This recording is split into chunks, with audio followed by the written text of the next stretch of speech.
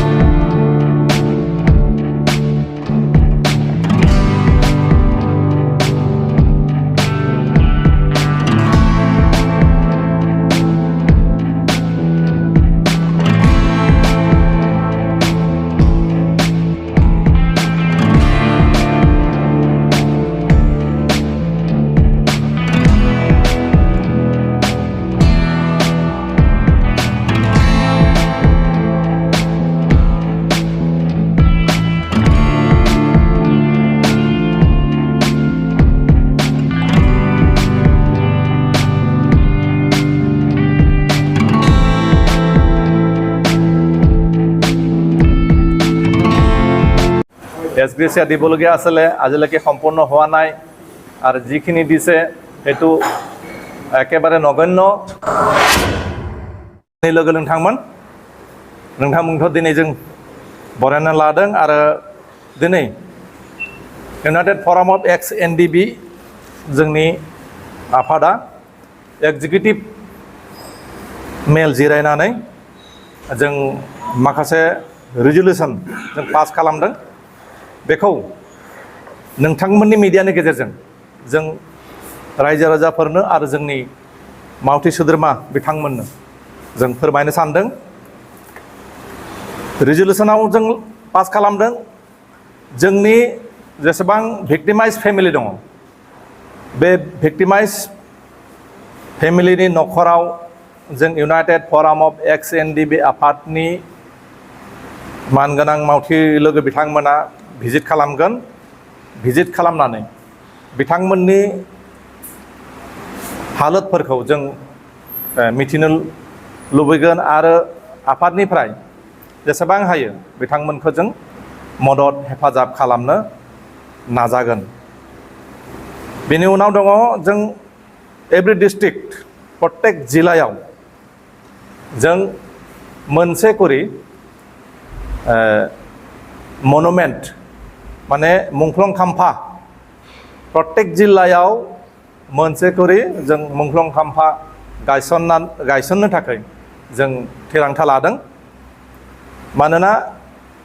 जिथुनिखि सेन्ट्रेलाइज मोनसे मुंख्लं खाम्फा गायसननायनि खोथा दङमोन नाथाय बिटिआर सरकारा दिनैसिमबो जोंनो जेबो फोरमायाखै बेसेबां डेभेलप जाना दङ बबे जायगायाव खालामनो नागिरदों बेनि हानि जितु एलटमेन्ट बे हानि एलटमेन्टआ जादोंना जायाखै खालामदोंना खालामाखै बेनि बागै जोंनो मिथिहोआखै बेनिखायनो जोंनिफ्राय जों गावनि आफादनिफ्राय प्रत्येक जिल्लायाव मोनसे करि जों मुंख्लं खाम्फा गायसननायनि थिरांथाखौ जों लादों बेनिफ्राय प्रत्येक जिल्लायाव जों दासान्दि संकसनिफ्राय सदियासिम क'क्राझारनिफ्राय आप टु धेमाजिसिम डिस्ट्रिक्ट कमिटिफोरखौ जों दानानै लाखाबाय दा डिस्ट्रिक्ट कमिटिफोरनि सिङाव आन्चलिक कमिटिफोरखौ दानायनि जों रिजलिउसन जों पास खालामदों बे मोनसे जोंनि रिजलिउसन इउनिमासलि जों बेखौ लादों बेनिफ्राय जोंनि आफादनि सेंग्राफ्रा जोंनि united forum of ex N D B निफ्राय सोद्रोमाफ्रा माखासे एसे पलिटिकेलि गुबुन पलिटिकेल पार्टिजों मोटिभेट जानानै माने गुबुननिफ्राय मोटिभेशन मोननानै माने थांनो नागिरदों गुबुन गुबुन पलिटिकल पार्टियाव जइन जानो थाखाय हास्थायनायखौ बा गावसोरनि मतामतखौ प्रकाश खालामनाय बा फोरमायथिनायखौ जों मिथिनो मोनदों। बेनिखाय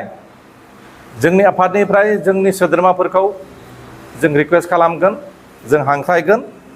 जाहाथे कुनु मोनसे पलिटिकल पार्टियावनो बाहागो लाया, बेयाव थांनानै बै पलिटिकल पार्टिनि सोद्रोमा हिसाबै जइन जाहैया। मानोना जोंनि थांखिया, जोंनि एम्स एन्ड अबजेक्टिभ, जोंनि आइडियोल'जि प्रिन्सिपला बिदि नङा। जों कुनु मोनसे पलिटिकल पार्टिजों जों लोब्बा लाखिया आरो जों कुनु मोनसे आफादनि बा कुनु मोनसे पार्टिनि बा कुनु मोनसे हान्जानि बा कुनु मोनसे जातिनि धर्मनि कुनु मोनसे माबानि जों बेरेखा नङा आरो रावखौबो जों बुंनोबो थाङा। किन्तु जोंनि सोद्रोमाफ्रा जाहाथे गुबुन राजखान्थि आफादाव थांनानै जइन जाहैया, बेनि थाखाय जोंनि सोद्रोमाफोरखौ नोंथांमोननि मिडियानि गेजेरजों गुरै खावलायनाय थाबाय। এইখিনিতে আৰু এটা কথা ক'ব বিচাৰিছোঁ যে আজিলৈকে আমাৰ যিসকল শ্বহীদ পৰিয়ালসকলে যিটো এছগ্ৰেচিয়া পাবলগীয়া আছিলে সেই আজিলৈকে সম্পূৰ্ণ হোৱা নাই। চৰকাৰে যিটো হিচাপ দিছিলে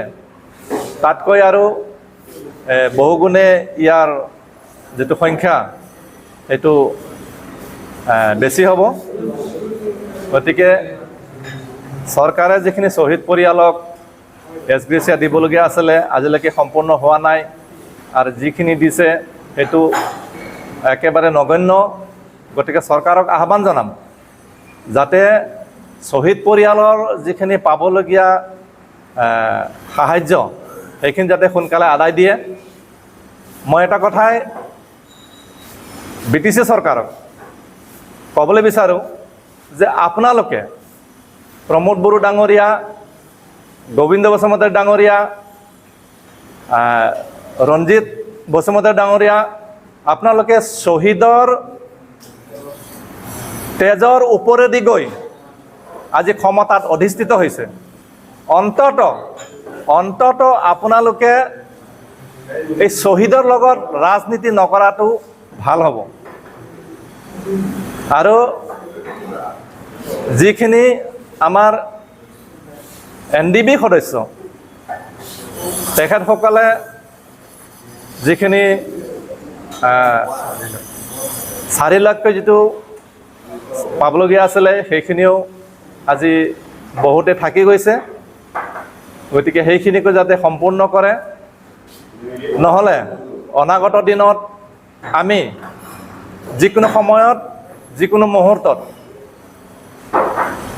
আন্দোলনৰ কাৰ্যসূচী ল'বলৈ বাধ্য হ'ম। এইখিনিকে কৈ সামৰণি মাৰিছোঁ। ধন্যবাদ।